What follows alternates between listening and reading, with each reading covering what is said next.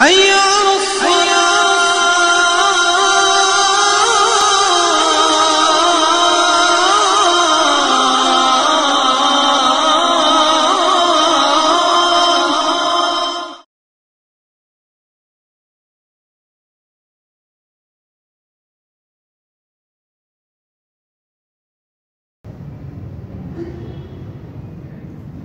ہم اس محنت سے جو تیار ہونا تھا وہ اگر نہیں تیار ہے تو اندیشے ہیں، نہیں اندیشے، پھر تو اندیشے اندیشے کام کے تعلق سے نہیں، آپ یہ رہ جائیں کام کے تعلق سے۔ کیسے عرض کروں آپ سے کہ نبوت میں نہ عروج ہے نہ زوال ہے، نہ عروج ہے نہ زوال ہے۔ اس کام کو جو تنظیم سمجھے گا وہ کہے گا کہ یہ زوال کی طرف جا سکتی ہے، جو پروگرام کہے گا وہ کہہ سکتا ہے کہ یہ زوال کی طرف جا سکتی ہے۔ ہاں، میں پورے بڑوں کو پڑھنے کے بعد بھی کہہ رہا ہوں، کوئی نہ سوچے کہ انہوں نے شاید کسی بڑے کو نہیں پڑھا، الحمدللہ بڑوں کو بھی پڑھا۔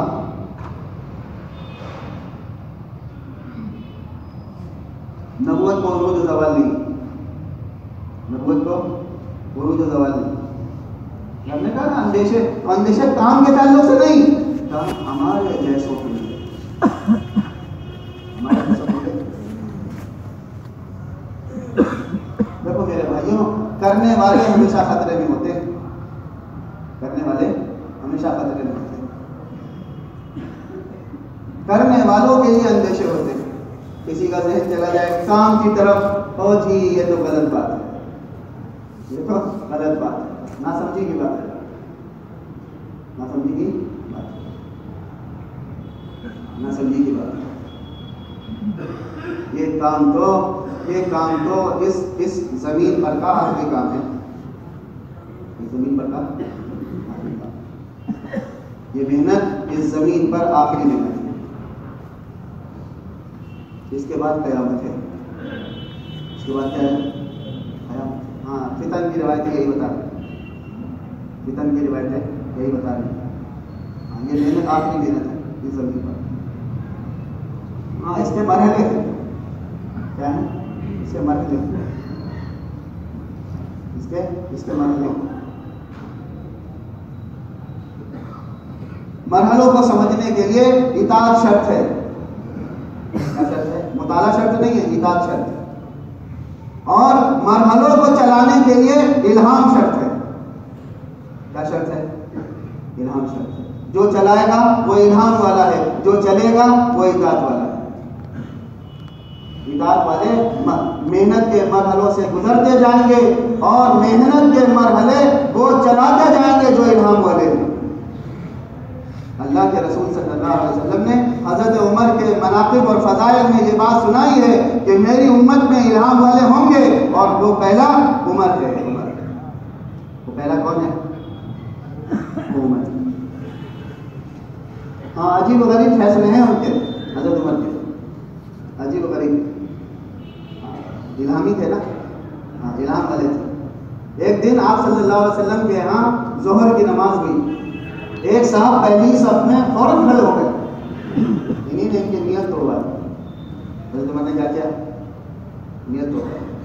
تو بعض صحابہ، اور جی یہ تو بھائی تو بڑھتا جا رہا، حضرت عمر کا یہ انداز تو بڑھتا جا رہا۔ ایک نے حضور صلی اللہ علیہ وسلم سے شکایت بھی کری، آپ مسکرائے، بلایا، عمر یہاں کیوں کیا؟ حضرت عمر رضی اللہ عنہ نے فرمایا، یا رسول اللہ، بعد والے یوں کہتے کہ حضور کے زمانے میں نے ایک صحابی کو ظہر کی 6 رکعت پڑھتے ہوئے دیکھا، اس لیے بعد والے کسی شبہ میں نہ پڑھیں، میں نے اس آدمی کی نیت توڑا، میں نے اس آدمی کی نیت توڑا۔ ایسے تھے، اور آپ نے کہا عمر تم نے صحیح کیا، کیا عمر تم نے صحیح کیا۔ حضرت عمر نے اپنے زمانے میں کوفہ شہر حضرت عمر بسانے والے ہیں، لکھنؤ والے تو انہی کے راستے سے جانتے ہیں، جو لوگ ہیں یہاں رہتے ہیں انہی کے راستے سے جانتے ہیں کوفہ کے بارے میں۔ تو کوفہ حضرت عمر نے بسایا رضی اللہ تعالیٰ اپنے زمانے میں، خلافت کے زمانے میں۔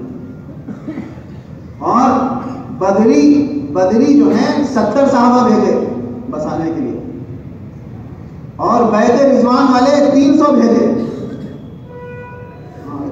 اتنا عظمتوں کا شہر ہے جس کو ہم نے جو ہے نفاق اور شقاق کا شہر بتایا. کیا بتایا؟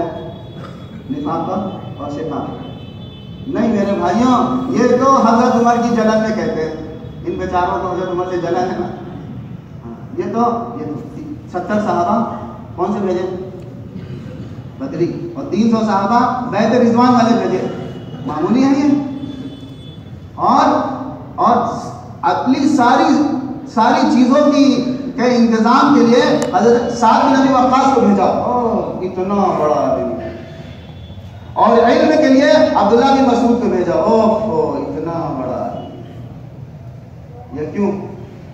یہ عجم اور عرب کے درمیان سرحد ہے. سرحد. اب عرب کا دین عجم میں جائے گا تو اس دین کو جانے کے لیے جو یہ ہمارا بارڈر ہے، بارڈر، اس کو اس زندگی سے سجا دو جو ہمارے یہاں معتبر ہے، جو ہمارے یہاں مقبول ہے، جو ہمارے یہاں اعتبار ہے، جو ہمارے یہاں درجہ رکھتی ہے. اس زندگی سے بسا دو. 70 صحابہ بدری، 300 صحابہ بیت رضوان والے. ان سے یہ شہر کی آبادی کا کام شروع ہوا. ساری ضرورتوں کے انتظام کے لیے سعد بن ابی وقاص اتنا بڑا آدمی. اور علم کے لیے اس کو بھیجا عبداللہ بن مسعود. بڑے فضائل ہیں، بڑا علم. اور یہ جو احناف مسلک ہے نا، وہ عبداللہ بن مسعود سے جوڑتا ہے. کس سے جوڑتا ہے؟ عبداللہ بن مسعود سے. اتنی بڑی نسبت ہے یہاں سے. لوگ سمجھتے ہیں ہم اپنے باپ دادا کی باتوں پہ عمل کرتے ہیں. نادان ہیں بیچارے. ہم تو آخرت کا انتظار کر رہے ہیں، مقدمہ قائم کریں ان لوگوں کے خلاف جو احناف کے تعلق سے باتیں بولتے ہیں. پھر یہاں کن کو پیدا ہونا تھا معلوم ہے؟ کن کو پیدا ہونا تھا؟ نعمان بن ثابت کو، یعنی ابو حنیفہ کو پیدا ہونا، جن کے ذریعے سے دنیا میں بڑی ترجمانی ہے. عجیب عبادت میں جو بھی کبڈی کھیل لو، تجارت میں، معاملات میں، سرکاری نظام میں، بیت المال کے نظام میں، خراج کے سلسلے میں اور بھی دوسرے شعبے جات میں آج بھی دنیا امام ابو حنیفہ اور ان کے شاگردوں کی لکھی ہوئی کتابوں کی محتاج ہے. عبادت میں دو چھوڑ کبڈی کر لو، حالانکہ وہاں بھی نہیں کبڈی کر پاتے، لیکن جو چاہے باتیں بکو. لیکن ان سب چیزوں میں قضا کے مسئلے میں، یعنی دارالقضا، یعنی کورٹ قائم ہو، فیصلے ہوں، ان ساری چیزوں میں اللہ تعالیٰ نے حضرت امام حنیفہ اور ان کے شاگردوں کے ذریعے سے جو علم محفوظ ہوا ہے، جو احکامات لکھے گئے ہیں، جو کتابیں لکھی گئی ہیں، جو تفصیل درج ہے پورے دین کی، ساری دنیا اسی کی محتاج ہے. کیا احمد بن حنبل، کیا شافعی، کیا مالکی، کیا ساری دنیا کے ملکوں کا نظام، مسلمانوں کے ملکوں کا نظام، سب وہی پڑھتے ہیں اور وہی سے سناتے ہیں. تو میرے بھائیوں، یہ الہام والے امت کو مرحلوں میں چلاتے ہیں. امت کے اندر امت کو مرحلوں سے گزارتے ہیں، اور جن کو ان مرحلوں سے گزرنا ہے وہ ان کے لیے شرط ہے کہ وہ اطاعت کریں. وہ کیا ہو؟ وہ اطاعت کریں. قرآن مجید نے تو وہ طالوت اور جالوت کا قصہ سنایا. آگے اللہ نے کہا دیکھو آگے پانی نہیں پینا ہے. آگے کیا ہے؟ پانی نہیں پینا ہے. پانی نہ پینے کی شرط، ارے یہ کہتے کہ آگے جو ہے کوئی بڑا ایسا کام جو نافرمانی کا ہوتا ہے وہ شرط لگائی جاتی. پانی پینے میں کیا بات ہے؟ نہیں، یہاں یہ دیکھنا تھا کہ یہ جو طبقہ ہے، یہ طبقہ آگے کے مرحلے میں داخل ہونے والا ہے، اس کا امتحان اطاعت سے لیا جائے گا. پیاس کے باوجود جو جمے گا، یعنی اس دریا اور نہر کا پانی نہیں پیے گا. جس نے پی لیا وہ اختیار والا کہلایا، ان کو الگ کر دیا گیا تھا. کتابوں کے مطابق 313 بچے. آگے جب جس مرحلے میں داخل ہوئے ایک بڑا لشکر تھا. اللہ نے ان اطاعت والوں سے اس مرحلے میں کامیابی عطا فرمائی. اس مرحلے میں کامیابی،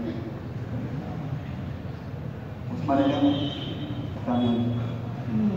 اس لیے میرے بزرگوں، میرے بھائیوں، یہ بات اصل ہے. یہ بات اصل ہے. جو الہام والے ہیں وہ امت کو مرحلوں سے گزرواتے ہیں، اور جو مرحلوں سے گزرنا چاہے ایک ایک مرحلے سے دوسرے مرحلے میں، دوسرے مرحلے سے تیسرے مرحلے میں داخل ہوں گے، وہ اطاعت والے ہوں گے، اختیار والے نہیں ہوں گے۔ دیکھو میرے بھائیوں، کام میں پرانا ہونا الگ بات ہے اور کام میں شرعی درجہ حاصل کرنا الگ بات ہے۔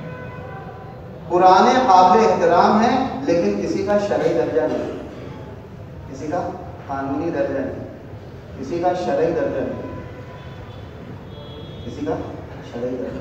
یہ صحابہ کی شان تھی کہ اللہ نے فرمایا تھا ابو بکر کی اطاعت کرنا نام لے کر، عمر کی اطاعت کرنا، خلفائے راشدین کی، مہدیین کی اطاعت کرنا، اور ایک جگہ عبداللہ بن مسعود رضی اللہ تعالیٰ عنہ ان کا نام لیا، ان کی اطاعت کرنا۔ یہ صحابہ کی شان تھی، ہم میں سے کسی کی شان نہیں۔ ہم میں سے کام کے ساتھی آپ ہیں، کام میں پرانے ہیں، کام میں محترم ہیں، کام میں آپ کا احترام خوب ہے، لیکن کام کے اندر کوئی شرعی درجہ نہیں رکھتا۔ اور میرے بھائیوں، رائے دینے میں، بات کو چلانے میں اور اپنے اختیار کو دکھانے میں جو احساس، جو سائیکلوجی کام کر رہی ہے وہ یہ کہ ہم لائف ممبر ہیں، ہم فاؤنڈر ممبر ہیں، ہماری معلوم۔ ہاں میرے بھائیوں، یہ جمہوریت ہے، نبوت نہیں ہے۔ جمہوریت میں کوئی لائف ممبر نہیں ہوتا، نبوت میں کوئی لائف ممبر نہیں ہے، کوئی فاؤنڈر ممبر نہیں ہے۔ سب کام کے ساتھی ہیں۔ کیا ہیں؟ سب کام کے ساتھی، کام کے ساتھی سب۔ ہاں یہ بات صحابہ تک تھی، کہاں تک تھی؟ صحابہ۔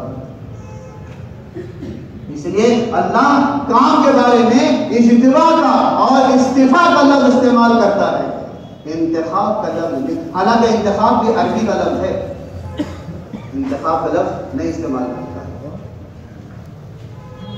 انتخاب کا لفظ نہیں استعمال کرتا۔ دیکھو میرے بھائیوں، فیصلہ کن اور مرکزی چیز کو مٹانے سے انتشار آتا ہے۔ جیسے خلافت عثمانیہ، اس کے چلے جانے کے بعد وہ جس معیار کی تھی، جس اعتبار کی تھی، میرے بھائیوں ہمارا ہم اور آپ بغیر سر کے کھڑ رہے ہیں۔ کاش کے لوگ سمجھتے، کاش کے لوگ سمجھتے۔ یہ سب اس لیے ہوا کہ دماغ کا بول جو ہے وہ یوں ہوا کہ ہم اپنے لفظوں میں اپنی بات کو دہرائیں گے، اجی ہم نے یہ سمجھا ہے۔ حالانکہ صحابہ کی صفت پر کام ہوگا۔ صحابہ نے کہا ہم نے کچھ نہیں سمجھا، ہم نے کچھ نہیں سمجھا۔ میں نے جیسا مثال دی کہ سمجھی سب، اس میں کوئی بھی اظہار نہ کیا۔ میرے بھائیوں، ہماری محنت کا یہ رخ ہے، ہماری محنت کا، جیسے کہ میں نے شروع میں عرض کیا کہ ہماری محنت تو یہ ہے کیا کہ ہماری محنت اس محنت کو زندہ کرنا چاہتی ہے جو رسول اللہ صلی اللہ علیہ وسلم نے قائم کی ہے، اور وہی محنت ساری دنیا کی محنتوں کے درمیان اعتدال اور توازن کا اسی پر دار و مدار ہے۔ اللہ کے رسول والی صلی اللہ علیہ وسلم محنت قائم ہوگی تو اگلی ساری محنتیں توازن اور اعتدال پر ہوں گی، نہیں تو پھر دنیا کا بگاڑ یعنی فساد فی الارض ہوگا، فساد فی الارض، اور وہ ہو گیا۔ کیوں؟ اس لیے کہ ہماری محنت کا پہلا حصہ یہ ہے کہ اللہ کا تعلق، اللہ کا تعلق۔ ہم لکڑی پر ہیں، سونے پر ہیں، آسانی پر ہیں، دشواری پر ہیں۔ ہاں آسانی بھی ایک سبب ہے، دشواری بھی ایک سبب ہے، دشواری بھی ایک سبب ہے۔ دشواری میں جینے والے مردود نہیں ہیں، آسانیوں میں رہنے والے مقبول نہیں ہیں۔ کیسے کہہ دیا کہ جو پیسے والے ہیں وہ اچھے ہیں، وہ اونچے ہیں؟ کیسے کہہ دیا؟ کیسے کہہ دیا؟ ہاں یہ جملے سے میں نے شروع میں کیا نا کہ خدا ذہن کے اندر آتا ہے، جمتا ہے، ٹھہرتا ہے، جگہ بناتا ہے، پھر الفاظ کی شکل میں وہ نظریے کے طور پر، نظریے کے قالب میں باہر آتا ہے۔ یہ ارتداد ہے۔ جیسے لوگوں نے کہا کہ پیسے والے اونچے ہیں، پیسے والے اچھے ہیں، پیسے والے اونچے ہیں اور پیسے والے اچھے ہیں۔ ہاں کیسے ہو گئے؟ نبوت نے بتایا، اللہ فرما رہے ہیں، کیا فرما رہے ہیں؟ ان اکرمکم عند اللہ اتقاکم، کہ تم میں سے اچھا اور اونچا وہ ہے جو پرہیز میں زیادہ ہو۔ پرہیز کہتے ہیں احتیاط، پرہیز کہتے ہیں احتیاط۔ ہاں میرے بھائیوں احتیاط اصل ہے، ہاں دین کے اندر احتیاط اصل ہے، مال کی احتیاط ہے، آنکھ میں احتیاط ہے، بول میں احتیاط ہے۔